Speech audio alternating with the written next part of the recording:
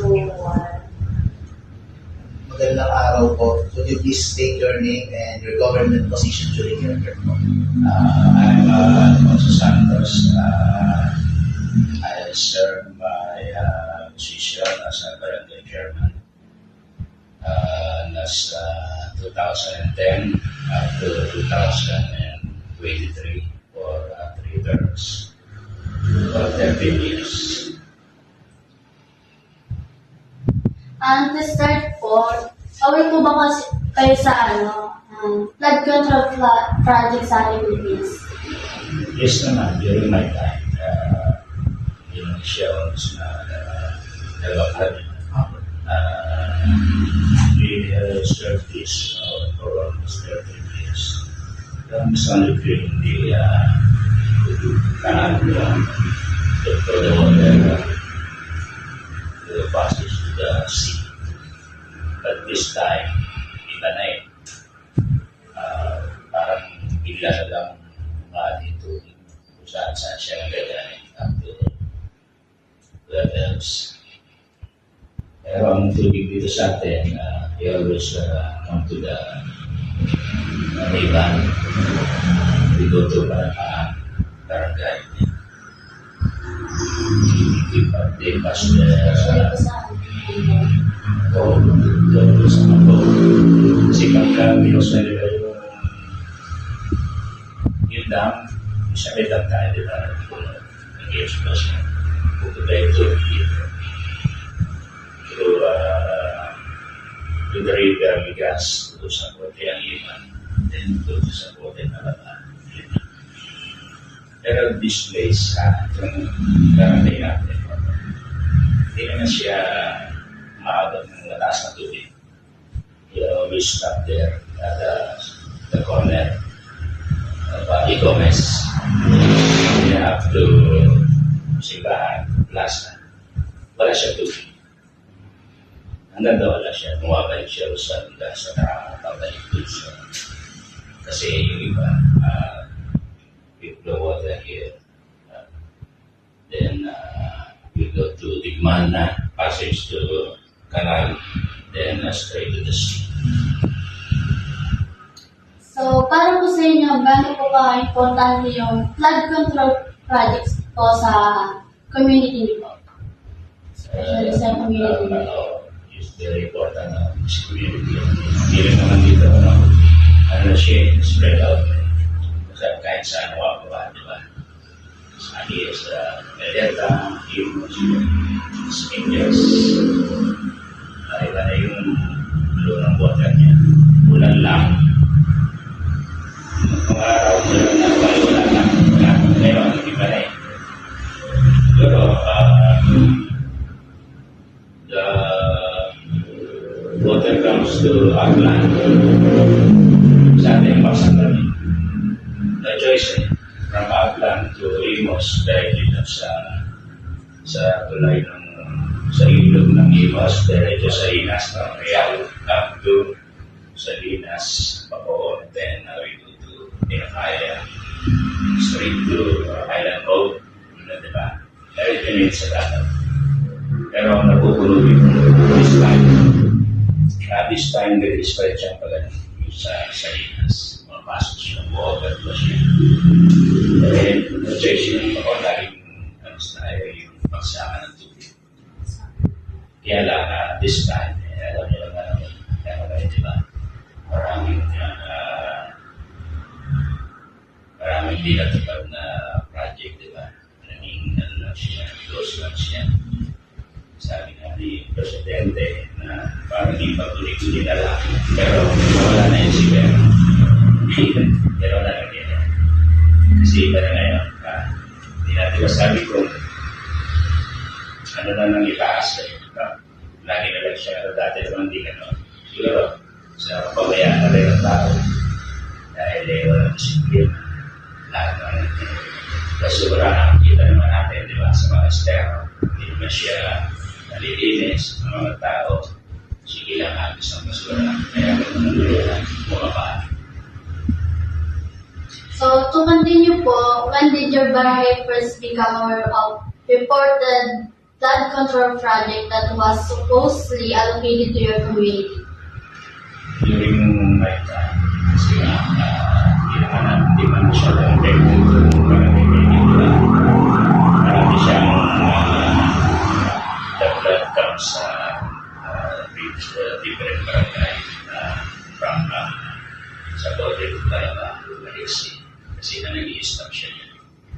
Hindi ko alam bakit dito sa amin dito di ba try yan kaya tao lang dito pero neserve naman namin yan yearly nililinis namin yung kanal para sa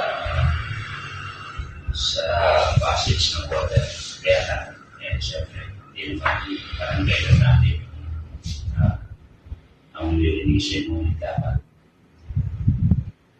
di barangay dito okay lang hindi naman ako papayaran kaya hindi natin masabi kasi ngayon yung ginawang malamang may candidates diba affected tayo kasi hindi na siya makalabas yung tubig sa dagat minsan nga the water comes to the sea pag high tide lang siya lalabas dito lalabas doon sa kanto sa tingnan nga lalabas siya kaya lang hindi siya umabot dito sa main road hanggang doon lang kaya gano'n na nangyayari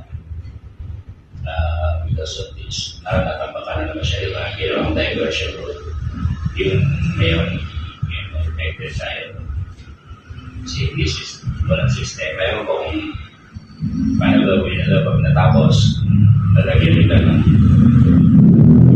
ng dagat kasi din ang mga kailang na natin, di ba? Ayun, naatay ba natin ang differences niya sa tingnan tayo. So, okay po. Based po sa knowledge nyo, was any actual implementation or construction or funding for this project po? Never received by sa barangay po? Sa barangay, we always declaring, di ba? We have a budget for the cleaning canal. Only for cleaning canal. That's it. Tapos kung meron dapat i-construct dun sa yan ang construct yan. Kung naroon. Lahat yun. Kaya lang yung sa different spot yan sa drum. Wala na siyang price na. Almost ano na siya, yung pinabakan na siya, di ba? Private property na siya. Mayroon isang difference din yun. Kahit na anong kasi mababa ron. Kaya doon lagi siya pinaraan doon sa tramo. Kasi sasara na rin yun. I-close nila kasi nga nabigyan ng mga private sector. Private business yung matambakan na yung kapalista. Nabalik din yung sa barangay ng Benit kasi tubig, wala na siyang makita. Ganon ang nangyari. So, does the barangay any rule or input when flood control projects are planned or implemented in your area po? Kasama naman lagi yan kahit sa plano ng mga city hall, sa city hall kasi mayroon ang ginagpapagaya sa amin. Kasi meron tayo dyan yung laging instrument, di ba? Isang lahat yan, kung maragay na accommodate nila yun. Meron tayong taga-edit ng nagagamit namin yun dito. For including the budget, kasama na yun sa pinapagawa namin here. Kaya eksakto lang yung way ng bumaba siya dito ng siya doon hanggang sa bayan.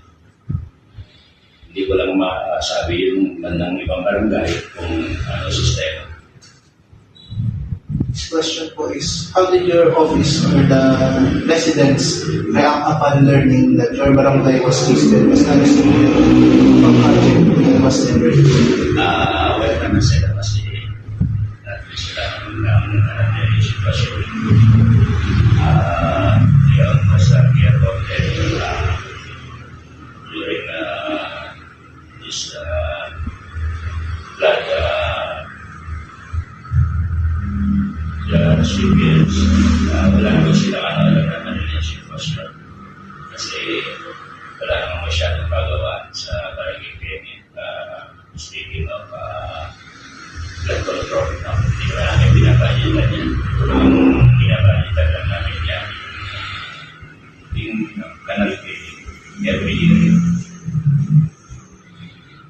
So, as a barangay official, how do you view the reports or allegations of corruption or mismanagement in that urban practice? Hindi natin narain kasi sa atin naman, sa barangay naman, wala naman siya nagalit about that sa loob. Kasi yan project na yan ng DPWH. This road, Evangelista, sakop ng DPWH up to sa hotel hanggang Magulo.